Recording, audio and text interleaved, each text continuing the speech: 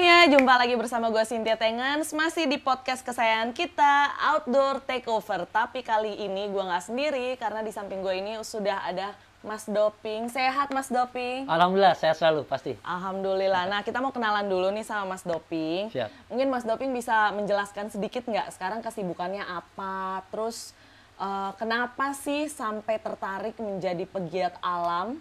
Bahkan sampai ikut seleksi Wanadri, ya kan? Iya, betul banget. Boleh diceritakan nggak? Sebenarnya sampai sekarang aku kegiatan masih berhubungan dengan kegiatan alam bebas. Aku main kayak juga, kayak laut. Aku masih ngajar manjat tebing juga. Aku masih kegiatan alam bebas di gunung hutan juga. Aku masih trail run juga. Aku pelari road juga. Waduh, banyak nih. Aku main cycling juga, main sepeda juga. Yang jelas sampai sekarang masih konsisten banget, ya tetap di alam bebas itu di gunung hutan sama di tebing sampai sekarang. Kalau tadi Mbak Setia bilang kan sempat seleksi Wanadri ya, iya kebetulan aku gabung di Wanadri itu tahun 2014. Jadi sekarang sudah hampir berapa tahun ya? 8 tahun ya? Iya. Ya hampir 8 tahunan di Wanadri.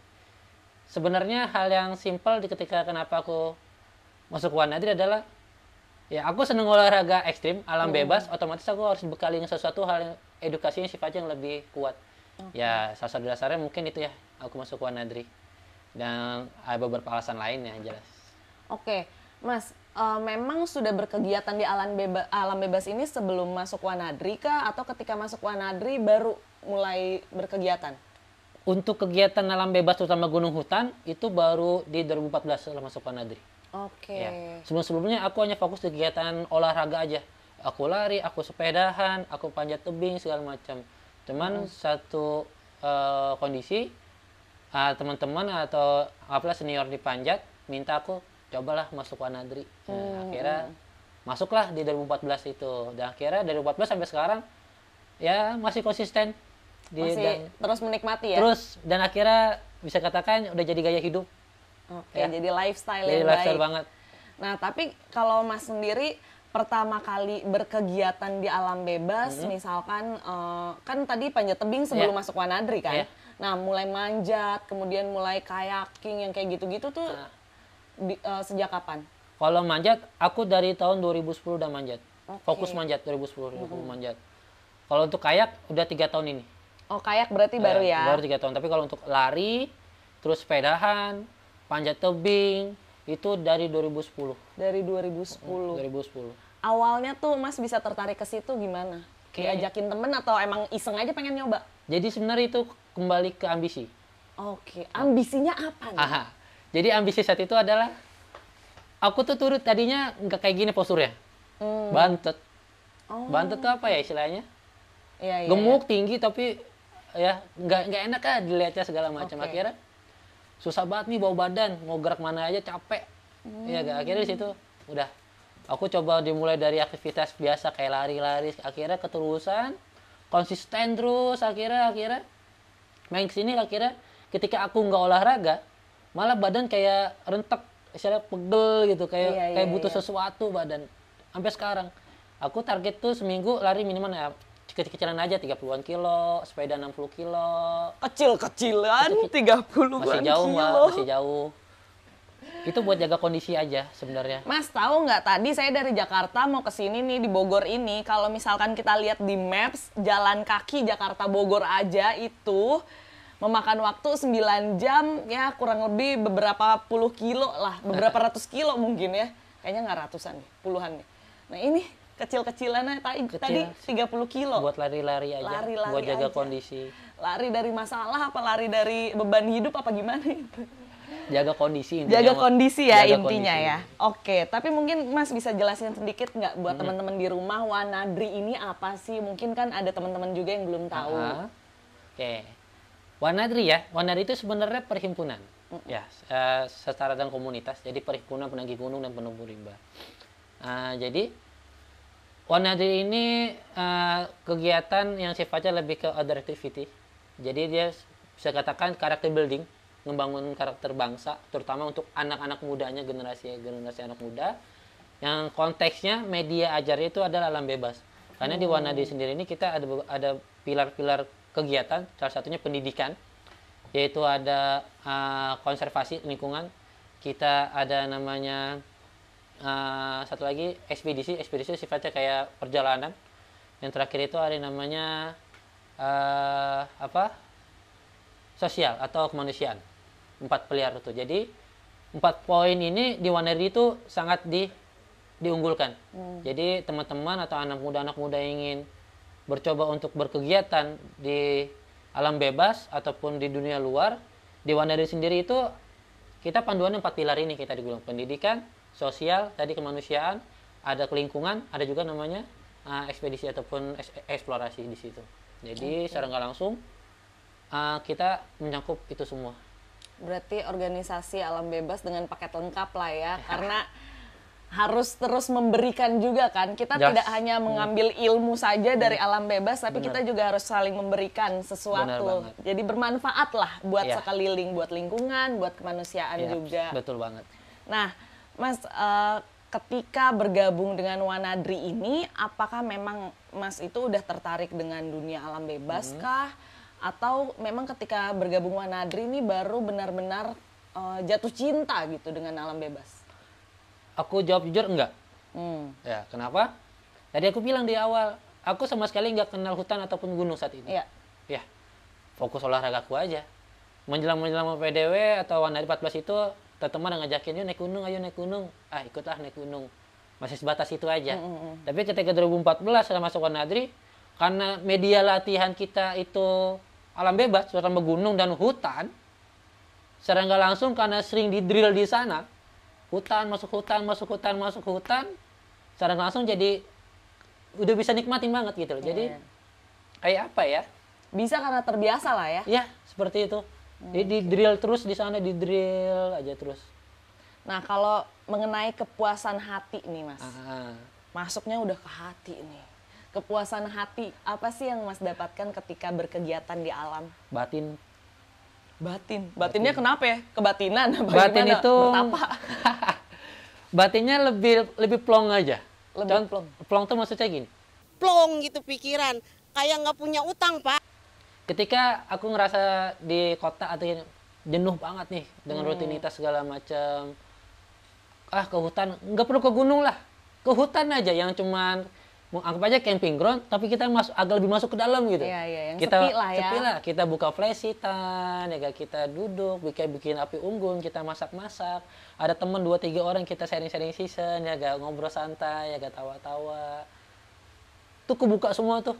Kepuasannya ketua dibanding kita yang maaf ya, aku pribadi daripada keluar nggak jelas kemana gitu ya, ke liburan atau kemana, udah ke hutan aja ngeleweng lah, istilah kita mah ngeleweng. Healing. Anak zaman sekarang kan healing gitu kan. Kita mah ngeleweng aja, udah ke hutan, api unggunan, bakar-bakar, udah selesai, pulang lagi udah enjoy. Tapi Masnya ngerasa healing nggak ketika lagi di alam itu? Banget ya? Sangat bisa nikmatin. Oke, ini mungkin bisa dimasukin, tolong ya tim editor Outdoor Pro ya, dimasukin nanti apa ketika kita bermain di alam, hati itu rasanya plong. Pokoknya gue mau kalian cari video tuh ibu-ibu, ada kan ibu-ibu berjilbab ya, rasanya plong. Nah itu masukin ke sini. Ini bener-bener yang dirasain ya. Batin tuh plong. Plong aja udah. Plong udah itu. Oke, itu udah sampai di batin plong nih. Tapi kan memang basicnya sebelum masuk Wanadri berarti belum main di rimba dan hutan. Ketika pertama kali diajakin masuk Wanadri, kemudian bermain di rimba, di hutan, apakah Mas sendiri awalnya bisa gimana ya? Bisa nerima nih. Ngapain sih mau cari ketenangan aja harus naik gunung dulu? Padahal kan bisa di camping ground mana gitu. Atau gimana? Ataukah emang ada ilmu lebih yang didapatkan atau seperti apa? Aku tipikal orang yang sebelum mengambil keputusan aku coba riset dulu. Ya. Jadi ketika aku anggap aja kayak masuk Wanadri. Ketika aku masuk Wanadri, effort apa nih bisa aku dapat? Ya enggak, atau apa nih effortnya yang bisa didapatkan di ketika Wanadri? Oh, ternyata mungkin teman-teman yang skalanya nasional, jaringan, link segala macam. Oh, oke. Udah gitu skill individu terutama yang jelas pasti. Terus sama skill tentang berorganisasi sebagai seorang organisator, jelas itu pasti. Oh, kayaknya cocok nih ketika misalnya buat kedepannya nih. Ya, aku ambil. Dan ketika aku udah ambil itu, di dalam perjalanan itu dididiknya seperti ini, keras segala macam, atau susah mau nyari ini aja harus ke gunung, ke hutan. Ya itu resiko. Karena itu udah pilihan yang aku ambil. Betul, setuju. Gak bisa tarik mundur, ketika tarik mundur lagi, ya ngapain kau pilih gitu loh. Mending gak usah dari awal. Betul. Nah gitu. Jadi kalau tanya tadi Mbak Setia bilang seperti itu, ya ini udah resiko yang harus saya terima, apapun kondisinya. Itu sih. Jadi pikirannya hanya ke situ ya. Ini adalah resiko dan perjalanan yang harus dijalani. Ya, dan harus sesimpel diselesaikan. itu. Betul, dan diselesaikan. Oke. Nah, kalau pengalaman naik gunung nih, pengalaman paling menarik Masnya ke gunung mana? Paling menarik banget. Kalau untuk gunung-gunung konvensional ya, itu Gunung Raung di tahun 2013. Kenapa? Di Gunung Raung di 2013 itu sama sekali nggak ada operator. Jalur via Kalibaru saat itu masih ada almarhum Pak Suto, dia pemangku wilayah di sana, jadi ininya kuncennya masih ada.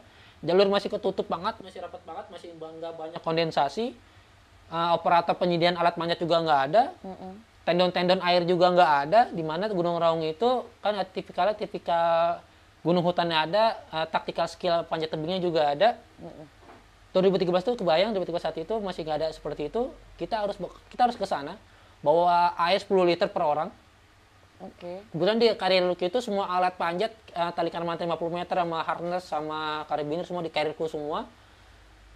Ke Gunung Raung kondisi seperti itu, sempat kena badai, kena kabut di Gunung Raung. Nah itu yang salah satu perjalanan yang bikin kaki itu gemeter turun naik. Karena saking apanya ya? Sulitnya juga udah gitu 2013 masih kondisi seperti itu ya, dengan minim operator, jalur yang masih sangat nggak kelihatan. Aku ngalamin seperti itu. Tapi semakin sekarang kan Gunung Raung udah mau kebuka banget nih. Ya syukur alhamdulillah. Itu mungkin paling ini banget. Itu yang paling teringat lah ya. Teringat sampai sekarang betapa sulitnya kondisinya. Namun tetap bisa menikmati dengan baik. Jelas ya. Karena goalnya adalah kita bisa ya. Iya, betul. Kita bisa ya. Ketika ada tantangan dan kita bisa melewatinya, ternyata kita ya ada bangganya juga sama diri sendiri ya. Secara langsung grade kita naik dan lebih pede. Naik kelas kan emang harus ada ujian dulu, sekolah aja seperti itu. Bener banget. Nah, Mas, aku mau nanya nih, dari Masnya sendiri dengan pengalaman yang sudah sangat banyak dan luar biasa ini, ada nggak tips untuk para pendaki pemula? Sekarang kan kayaknya semua orang, semua kalangan dalam kondisi mental dan fisik apapun sudah bisa naik gunung. Gitu. Tipsnya apa nih? Tipsnya paling dasar adalah teman-teman harus tahu dulu resiko yang akan teman hadapi ketika naik gunung. Itu dulu nomor satu itu aja. Ya. Nomor satu itu. Ketika kita mau pendakian kemanapun, harus tahu dulu resikonya apa yang diterima. Ketika resikonya udah tahu, otomatis tetap akan mempersiapkan segala kebutuhannya. Ya, mulai dari perlengkapan yang nempel di tubuh, sampai persiapan logistik untuk beberapa hari perjalanan, sampai ketika nanti kondisi emergency call, itu pasti tetap akan berusaha untuk mencari itu. Ya. Itu paling mendasar banget kalau untuk para pemuda-pemuda atau teman-teman yang melakukan kegiatan di gunung. Paling pertama adalah harus tahu resikonya dulu. Kedua, itu adalah penompang kegiatan atau perlengkapan dan peralatan pendukung. Kita nggak bisa abaikan itu. Ketika skill kita kurang, tapi disupport oleh perlengkapan dan peralatan yang layak untuk di medan seperti itu, kegiatan kita akan nyaman. Jangan naik gunung, tapi pakai sendal-sendal, pakai sepatu slope atau sepatu running, ya gitu. Enak, tapi nggak nyaman. Speknya nggak sesuai dengan kondisi medan seperti itu. Ketiga adalah skill. Ya. Skill bisa katakan sebagai alat utama sebenarnya. Jadi dalam kondisi apapun, ketika hal terburuk, ketika kita punya skill yang baik, ya itu bisa jadi hal yang sangat nyaman untuk kita lakukan, hal yang sangat bikin kita pede ketika kita berkegiatan di alam bebas. Paling 3 poin itu aja. Oke, tadi Masnya ngomongin soal skill. Aku pengen nanya nih, skill seperti apa sih yang harus dan mumpuni dimiliki oleh seorang pendaki? Karena kan kalau berbicara soal skill, rasanya orang awam bisa saja ngomong bahwa ya elah naik gunung kan tinggal jalan, gitu. Nah, kira-kira gimana tuh Mas? Paling pernah adalah baca arah ataupun navigasi. Kenapa gue bilang navigasi? Contoh kasus adalah, kalau Mbak Cynthia pernah baca-baca mungkin di media atau apapun, kenapa banyak orang hilang gitu ketika turun? Ya, orang nyasar lah ketika turun. Kenapa? Karena visual. Ya. Iya. Visual adalah ketika kita ingin naik ke puncak kan mengerucut nih. Jalur apapun pasti mengerucut satu. Sekalipun ada jalur, pasti jalur searah aja gitu. Bener Iya, nggak? betul. Kita ngeliatnya. Tapi ketika kita turun, Dia ngelebar. melebar.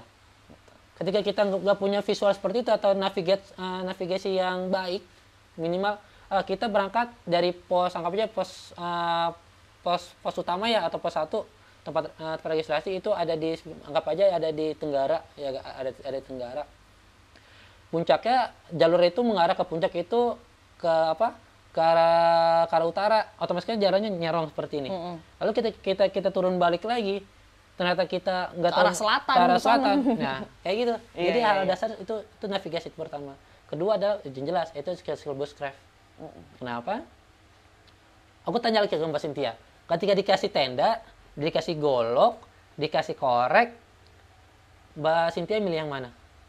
Kalau aku sih akan milih golok. Yes.